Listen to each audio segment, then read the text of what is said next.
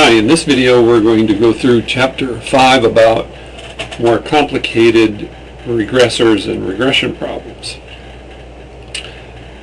We'll begin with the new kind of variable that we haven't seen much of before, a variable that is a category variable, also called a factor variable.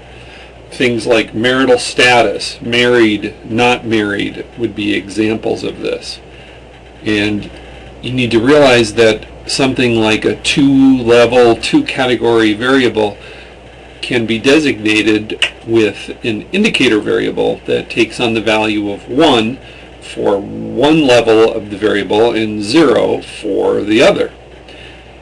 And this is called an indicator or a dummy variable.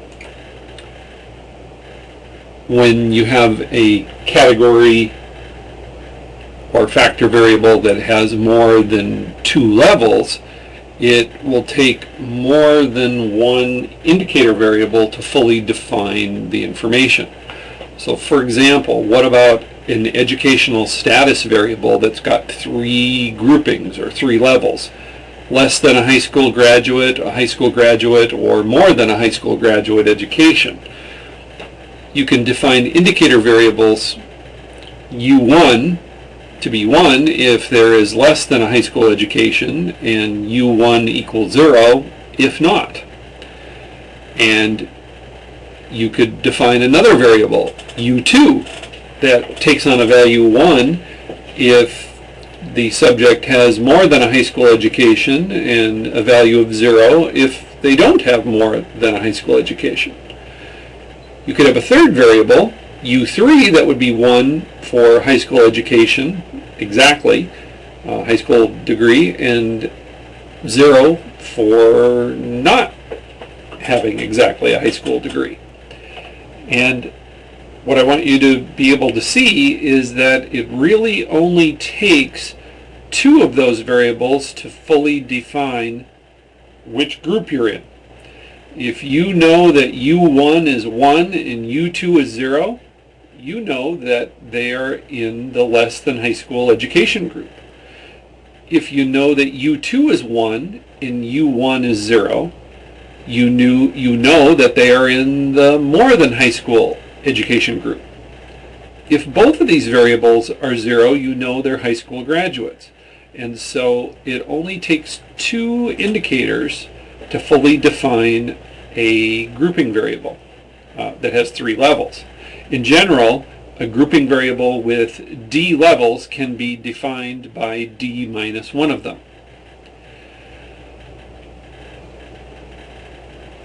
One thing that you will need to know is that if you make regression models that have all of your indicator variables U1 to UD and an intercept term that's more information than is needed, and R will object and not cooperate, and it'll remove one of your indicator variables for you. So when using factor variables and grouping variables, you need to know that R is going to drop the first level of the factor variable. So it will have d minus 1 indicator variables, and the one that it will take away is the first level. Here is an example of a model that has one factor variable in it that has d levels. The average value of the response for given the levels of a factor has an intercept term beta naught and adjustment terms beta 2 U2 up to beta d UD, depending on which level of the factor variable we have. And then there will be random errors around this mean function with the usual assumptions about the random errors. What does beta naught stand for? Well, if you think about these indicator variables all being 0, and what would that mean if they were all 0? It would mean that the subject was in the first factor grouping. If all the other U's are 0, it means they're not in any of the 2 to D levels. They're in group 1. And so if they're in group 1, beta naught is the average response. If an individual item is in, say, the jth group, that means the UJ indicator will take on a value of 1, and that means that the mean function is going to be beta naught plus beta j.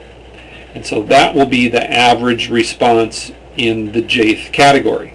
So what you're supposed to be able to see from this is that beta j is controlling the difference between the average value of y for the jth grouping and the first grouping. So if you take the jth group average and subtract off the first group average, you get beta j, and so beta j is controlling the difference between level j and the base level, level 1. And that therefore tells us what all of these other betas are. Beta 2 is measuring the difference between the average for group 2 and the average for group 1. Beta D is measuring the difference between the average for group D and the average for group 1. It is possible to make models that don't have an intercept, and when the models don't have an intercept, the betas are exactly the estimated group averages.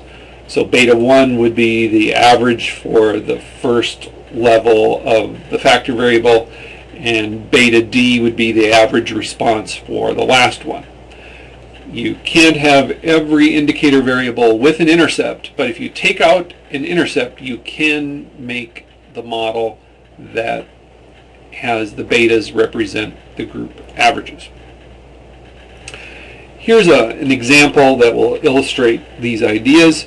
We have a data set that measures the amount of sleep in hours per day for some animals, and we've grouped them by a danger index variable that basically keeps track of how much trouble they would be in from other animals. A danger index of 5 would be typically animals that could easily be harmed or eaten by other animals, and a danger index of 1 means they're not in very much danger from other animals. And what you can see, not surprisingly, is that animals that are in danger index 1 tend to get more sleep. They're not worried about being harmed or eaten by other creatures, and so they get a lot of sleep per day.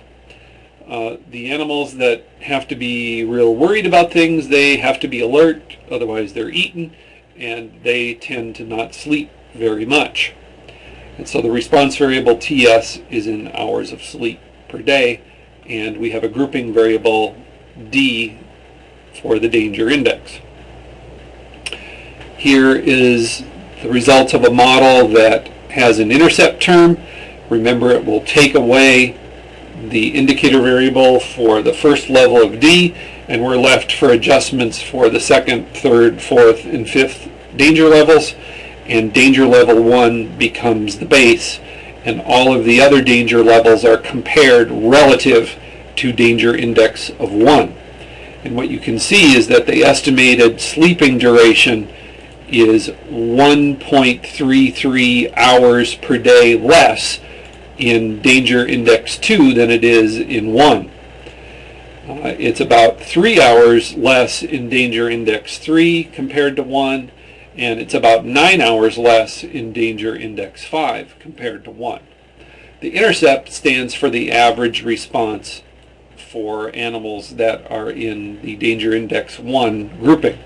So about 13 hours of sleep for the least in danger animals.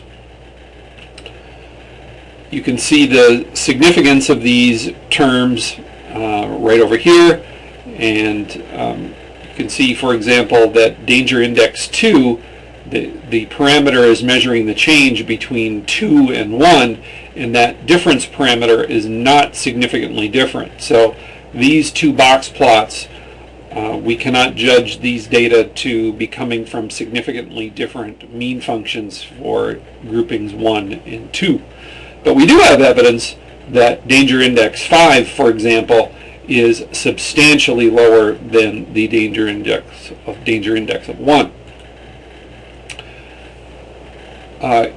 Here is the model that doesn't have an intercept, and so these measure the average sleep durations per night for all the different index groups.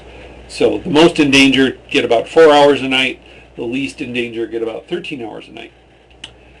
These parameters are not very useful for comparing with each other, but they are very informative to just get a summary about how much each danger class sleeps.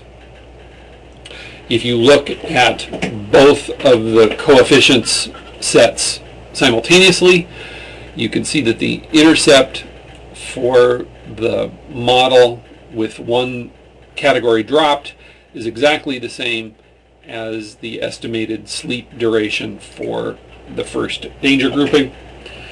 If you look at the coefficient for danger group 2, remember it's a change between danger group 2 and danger group 1, and if you take the average for danger group 2 and you subtract that for danger group 1, you get the negative 1.33.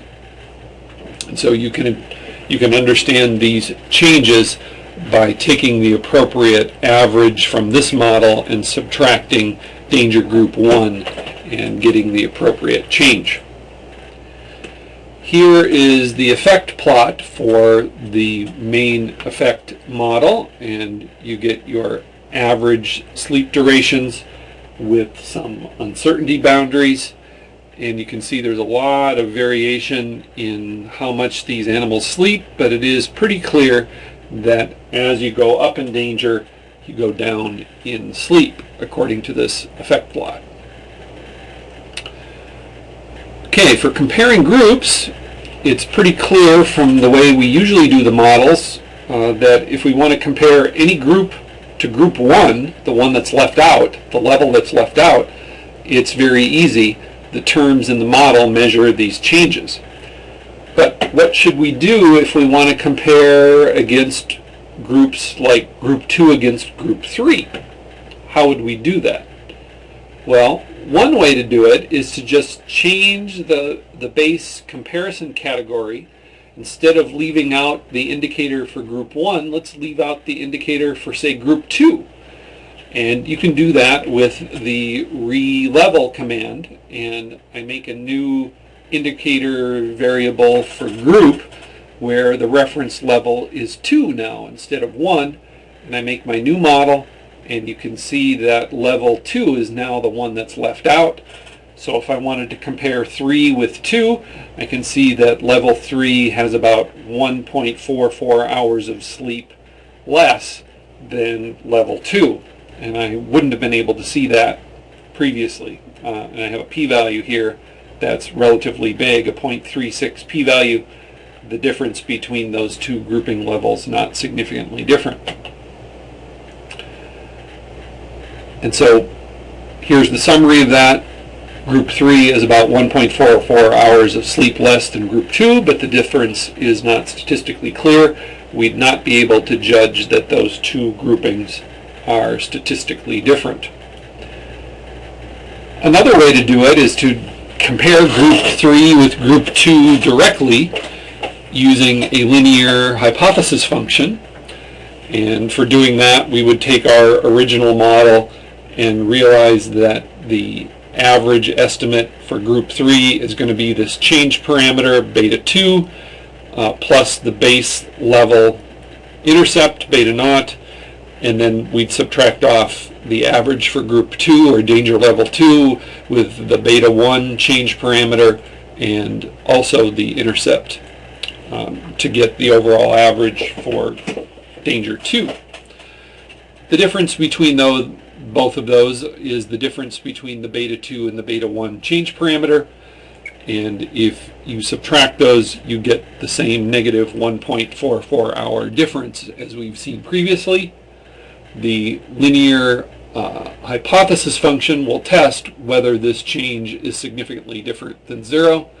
It's the linear hypothesis command, and if we want to compare pieces of our parameter vector, namely the third piece, the change parameter for the third piece, minus the change parameter for the second piece, we put a -1 to get the subtraction, and the linear hypothesis function for our basic model gives us a p-value for this difference of about 0.36, and again, not enough evidence to conclude that there is a difference. The test statistic here is an F statistic, not a T, but don't let that worry you. We're really just interpreting the p-value. Remember, the p-value is 0.36, and I'll remind you that we saw that p-value previously when we set up the comparison changing the base level. The other way to do this is to use the LS means package and realize that we want to do a comparison of these two beta coefficients, and there is a way to just subtract the estimates and use this linear combination standard error formula to come up with a standard error using the LS means package and the LS means function. So the LS means function for our model using the danger index groupings produces a least squares means object, and if I want to examine a particular comparison based off of that object, I can specify the coefficients to determine which parts of the beta vector I want. I don't want to include the beta naught part of the estimates vector. I want to include the beta 2 part but have it be negative. I want to include the beta 3 part, but I want it to be a positive 1 multiplying it, and I don't want beta 4 or beta 5 to be included in the comparison. And so the contrast statement gives me my negative 1.44 estimate.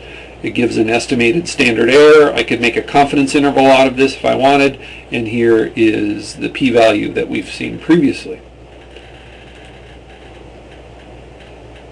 The next part of our investigation is going to be adding a quantitative predictor into our model. So not only are we going to have grouping variables, but we're going to have a quantitative predictor along with the grouping variables. And for our running sleep example, we're going to use the animal's body weight, I guess the logarithm, the base 2 logarithm of the animal's body weight, as a continuous predictor. This overhead, we're looking at a basic model called the main effects model. We also refer to this as model 2, and you'll observe that when we examine this one, it's going to be parallel lines.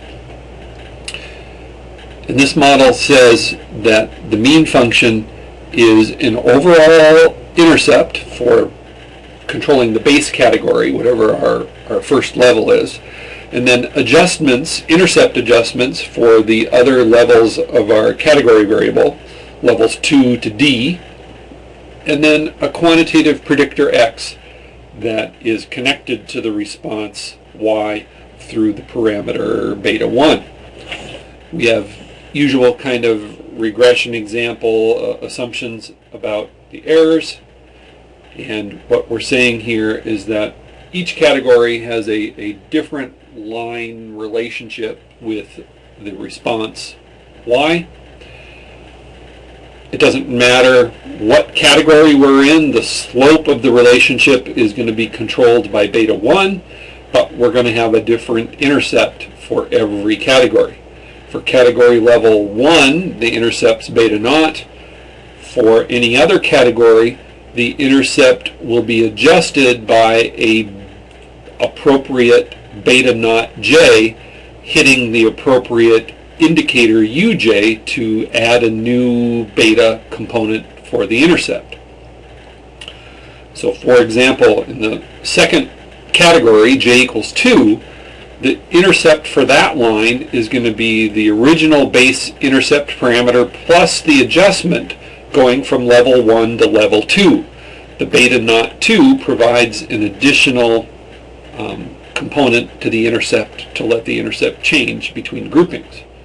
In general, the intercept for a level j is going to be beta naught plus beta naught j. And so beta naught j is measuring the difference in intercept between level 1 and level j. And so if these beta naught j are different than 0, we're going to have different intercepts for the different groups. If all the groups have exactly the same intercept, that will mean that every one of these beta naught j's will be 0, and every grouping will have just a single value of the intercept of beta naught. Here is an expression that connects the time slept, the average time slept, to the danger group. We'll have an overall intercept parameter. We'll have changes to the intercept for groupings, danger groupings 2 to 5, and then a common slope connection with the body weight of the animal.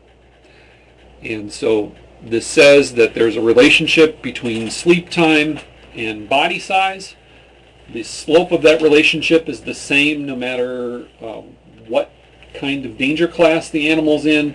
It's just that the time slept will vertically shift between danger groupings.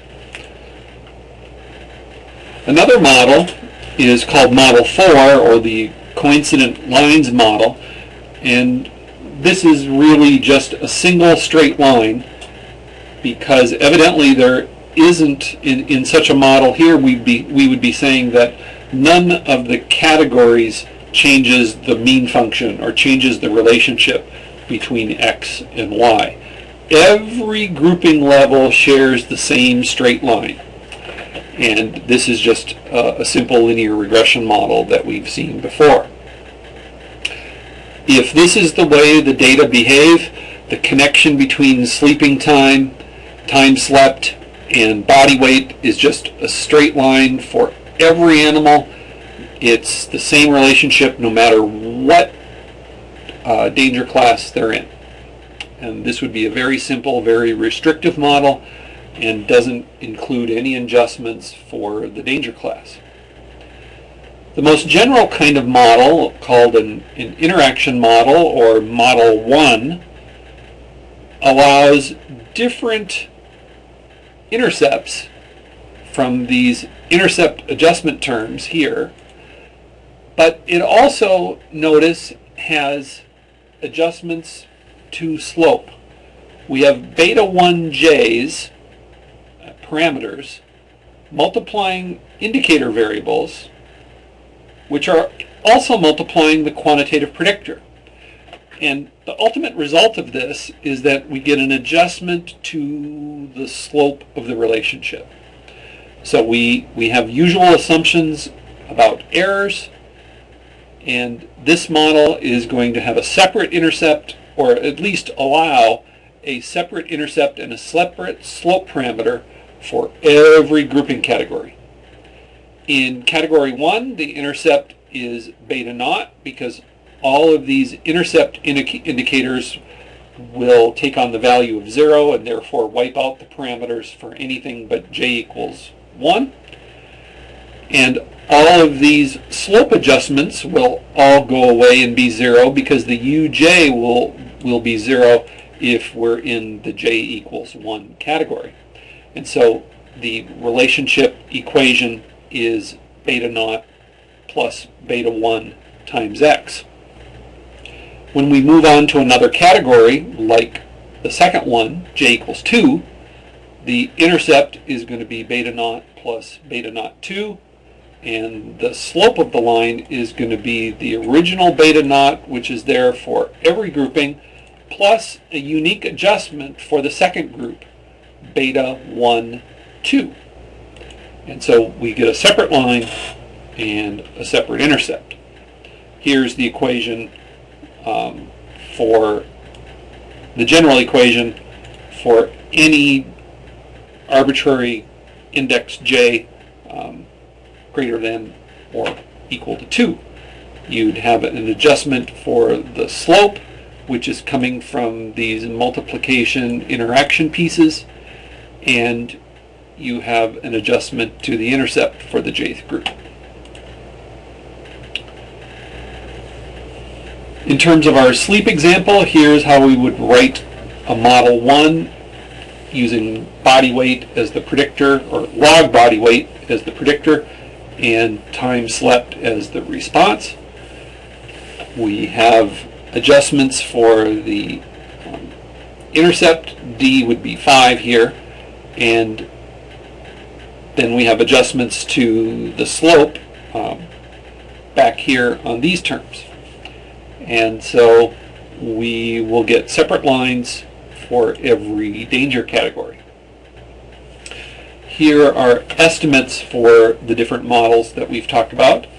The interaction model, M1, is specified by time slept is a function of the danger class star log 2. And this star notation is really a compact notation that in the second bullet you can see expands to D plus log 2 of body weight plus the interaction between D and log 2 of body weight. So this is really very shorthand notation for 3 terms added together.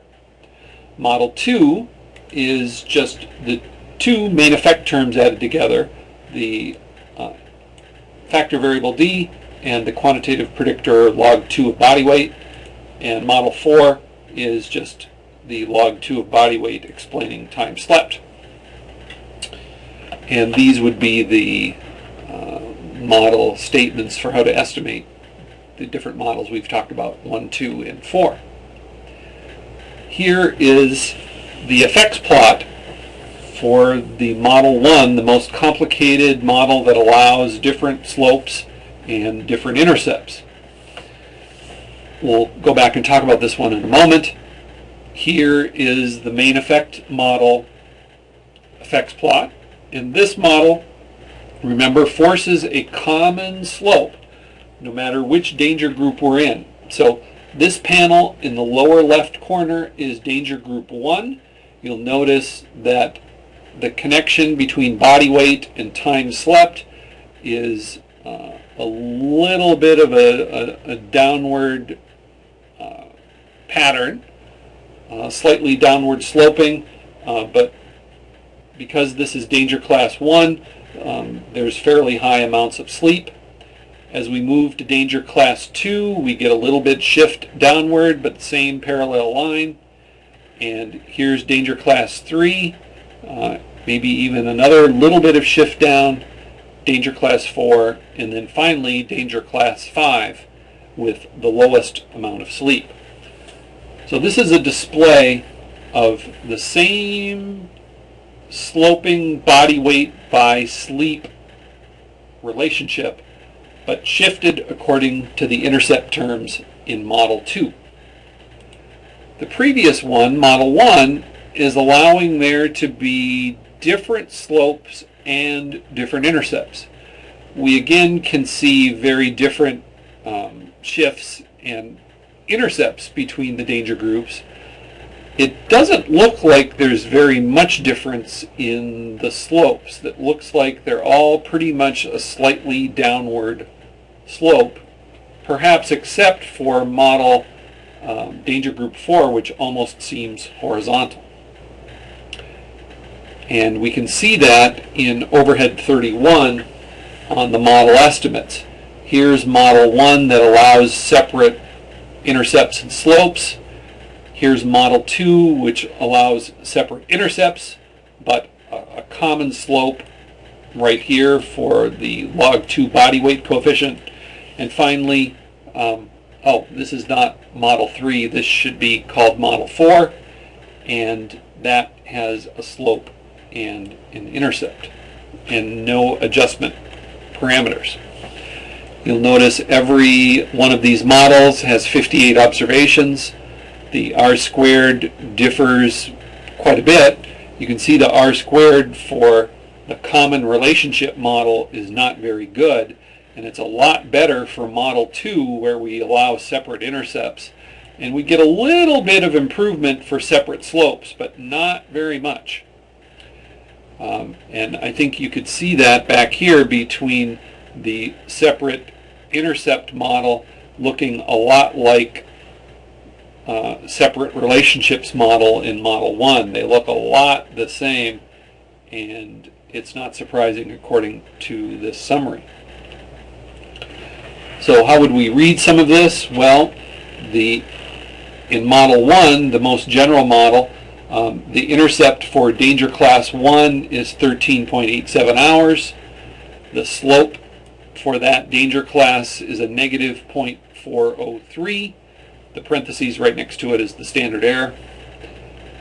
When we move to danger class 2, we get a drop in the intercept of about 2.4 hours, and we get a slightly more negative slope because danger class 2 has this negative slope all the time as part of its slope, plus an adjustment a little bit more negative. And I don't know if we can see that in this plot, but danger class 2 is slightly more negative than danger class 1 on the slope. You'll notice that every danger class is a little bit more negative on the slope except for danger class 4, which, remember I said, was a little bit more horizontal. It is adding a positive component back to negative 0.4, so that the overall slope is more like about a negative 0.3, a little bit more modest, a little bit flatter. And I think you can see that in this panel. Model 2 has an overall intercept for danger class number 1, and then adjustments for all the subsequent danger classes with these intercept adjustments, with a common slope for all danger classes of negative 0.43. And you can see that is kind of a compromise between the slopes that are separately estimated from Model 1.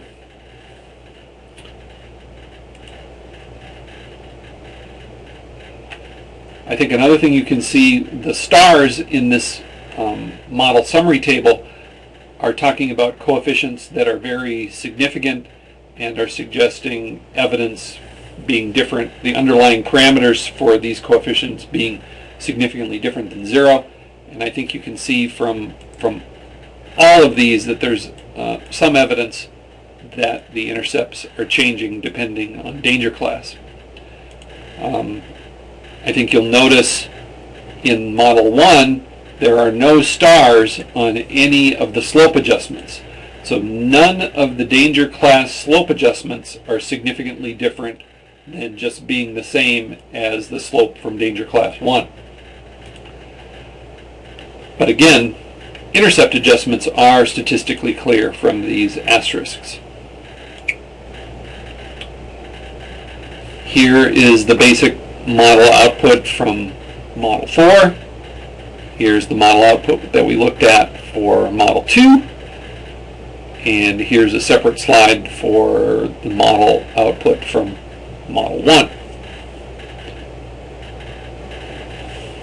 Another possibility is to have models that have more than one factor variable in it. And up till now we've only been looking at models that have one factor variable. What if there's two or more? And in such cases, it's just a straightforward extension. You can have main effect factor variables and maybe interactions between them.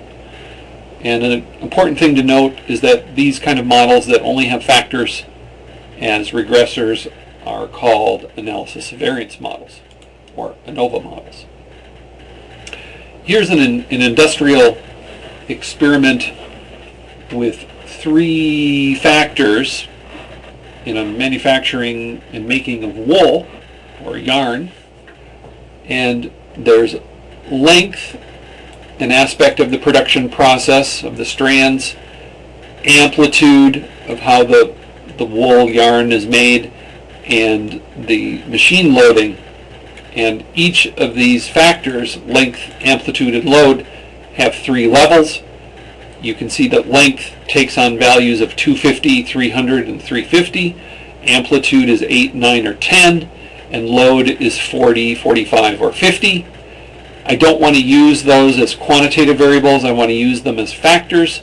So I declare those numeric variables to be factors with the factor function. And our response variable is going to be cycles, actually the logarithm of cycles. And here is a simultaneous scatterplot matrix display of all the data. And what you can see is that every level of amplitude, 3 of them, is cross-listed with every level of length in a 3 by 3 factorial design. In fact, every level of these factors has 3 levels. Every other factor has 3 levels, and so we get these nice regular grids of an industrial experiment looking at the predictor components. Our response variable is the logarithm of cycles. And you can see there's some relationship between the response and these different manufacturing factors. Here is a main effects model 2 that has just the factors length, amplitude, and load. And what you can see from our output is that the first level of every factor is left out. The first level of length, remember, was 250, and the first level of length has been left out. And so these are the adjustments going from 250 to 300 of length. You get an increase in the response of 0.918. When you go from 250 to 350, you get this kind of change in response, and so forth for the amplitude and the load factors. So the intercept is interpreted as the average response when length is at 250, amplitude is at 8, and load is at 40. Here is the estimated response in log cycles. Adjustments to that base are these adjustment pieces depending on the levels of the 3 factors that we want to change or manipulate. You'll notice that pretty much every one of those adjustments changes the response significantly. So this industrial experiment does have a lot of action on these 3 production factors. Changing them appears to clearly change the response according to these significance levels. Here is a display of that model, and this is a fairly complicated one. We have the length factors going across the 3 levels on the bottom of each display.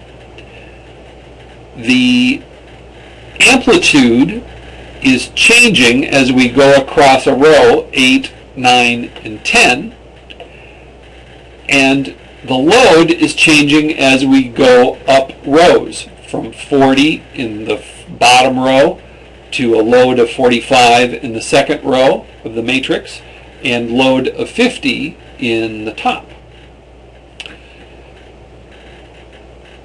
And I guess what you'd want to be able to notice is that in every one of these panels, it looks like as length goes up, the response goes up. This would be time till breaking of the yarn. And so as the length of the production process goes up, the time until breaking of the yarn increases. It looks like that's true no matter what the amplitude and the load is. It looks a little bit like in every one of these, the first column, amplitude of 8, looks like amplitude of 8 always is a little bit higher response than amplitude of 9 or of 10. In fact, as we go up in amplitude, moving across the columns, it looks like we get lower responses as we move from the first column to the second to the third.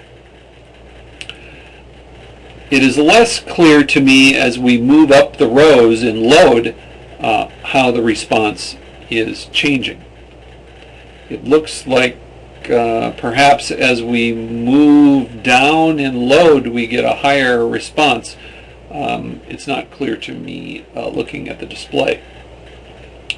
But that's the effects plot here. You can see the little red marks showing the variation, and that is suggesting that these points are fairly well estimated with not a lot of uncertainty in these estimation points. Here's another model that's more complicated. We're going to allow length and amplitude to interact, and we're going to allow length and load to interact, and we're going to allow amplitude and load to interact. And all of those extra parameters are estimated in through here.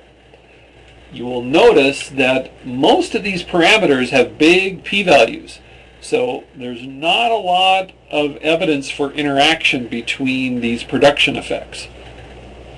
When you look at the effects plot for this complicated model that allows a lot of interaction, you'll notice that visually it looks a lot like the main effects plot. And so there's not a lot of interaction here, maybe a little. It's hard to really discern which are the parts and the factors that are interacting. But we'll be going through that a little bit later in the course. I wanted you to see the idea, however. Please come back for the next part of the lecture, part 2.